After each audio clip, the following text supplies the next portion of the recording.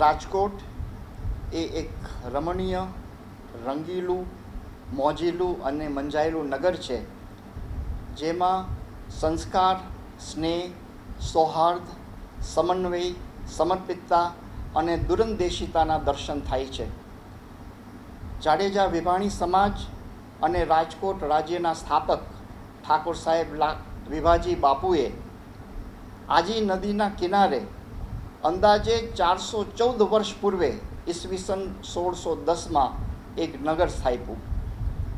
ઈસવીસન 1720માં સોરઠના તત્કાલીન નાયબ ફોજદાર માસૂમ ખાને ચડાઈ કરીને રાજકોટને જીત્યું અને ત્યારે ઠાકોર સાહેબ મેરામણજી બાપુ માતૃભૂમિની રક્ષા કાજે વીરગતિ પામ્યા. માસૂમ ખાને પોતાનું આધિપત્ય સ્થાપીને નગરનું નામ બદલીને માસુમાબાદ કર્યું.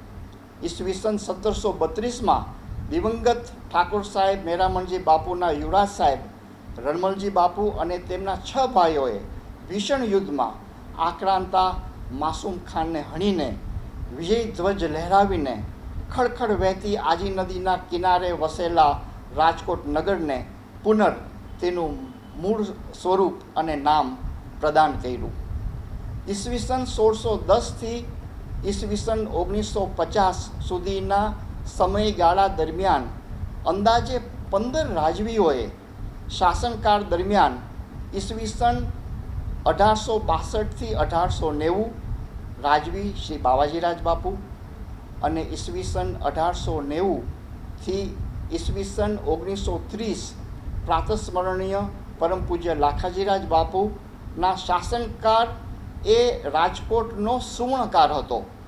પ્રજાપ્રતિનિધિ સભા, કૌશલ્ય મંડળ, ધારાસભા, અખિલ ધર્મ સભા, ખેડૂત મહાસભા, રાંદરડા તળાવ, લાલપરી તળાવ, Rajkumar college, Kishorsinhji school, Alfred high school, Karansinhji school, west hospital, Padmakunvarba hospital, power house, railways, tram service જેવા અનેક લોક કલ્યાણના કાર્યો એક સીમાચિહ્ન હતા. અને આજે ગુજરાત સ્થાપના દિન પર મારા પૂર્વજોને નતમસ્તક વંદન કરી અને હું ગૌરવ અનુભવી શકું છું કે આ એક રાજકોટની એક ભવ્યતા અને સ્થાપત્યો આજે આપણે જોઈ શકીએ છીએ. ભારત દેશ ઉપર અંગ્રેજ શાસન વ્યવસ્થાને પડકારીને ભારતીય નાગરિકોમાં સ્વતંત્રતાના શ્વાસ ભરવાની અનૂઠી ભેટ ધરનાર રાષ્ટ્રપિતા મહાત્મા ગાંધીજીના પિતાજી શ્રીમાન કરમચંદભાઈ ગાંધી એ રાજકોટ રાજ્યના દિવાન હતા. એટલું જ નહીં, પરંતુ પોતે દિવાન દ્વારા એક લોક કલ્યાણના અનેક કાર્યો કર્યા છે. અને ગાંધીજી જ્યારે પોતે અહીંયા ભણતા હતા ત્યારે પેલેસમાં, રંજીત વિલાસ પેલેસના પ્રાંગણમાં ઘણી વખત પોતાના માતુશ્રી સાથે અહીંયા પધાર્યા છે. સેવા, ધર્મ, અધ્યાત્મ, લોક સાહિત્યકારો, શિક્ષણશાસ્ત્રીઓ અને રાજનીતિજ્ઞોના પ્રબળ પુરુષાર્થથી અવિરત પામેલી આ વિકાસ યાત્રાએ રાજકોટને એક વિશ્વ પટલ ઉપર સ્થાપિત કરી છે.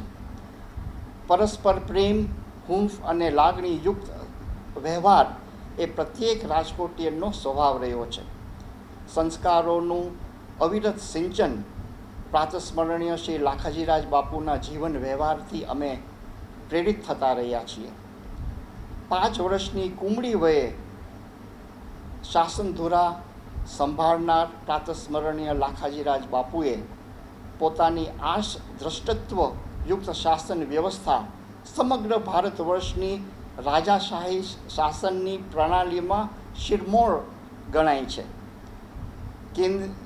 કેન્દ્રીય સત્તાનું વિકેન્દ્રીકરણ, ડિસેન્ટ્રલાઇઝેશન, કન્યા કેળવણી, નારી સશક્તિકરણ, પબ્લિક વર્ક્સ, લોક કલ્યાણના કાર્યો, સ્ટેટ લાઇબ્રેરી દ્વારા રયત માટે લેખન, વાંચન, ચિંતન અને મનનના દિવ્ય દરવાજાઓ ખોલી આપીને રાજકોટ નગરને એક સર્વાંગીણ વિકાસના પથમાં પ્રયાણ પર કરાવનાર પ્રાતસ્મરણીય શ્રી લાખાજીરાજ બાપુના વંશજ તરીકે અમો રાજકોટ રાજ પરિવાર આજે પણ સર્વે ભવંતુ સુખીના સંકલ્પનાને કેન્દ્ર સ્થાને રાખીને કાર્યરત કરી રહ્યા છે.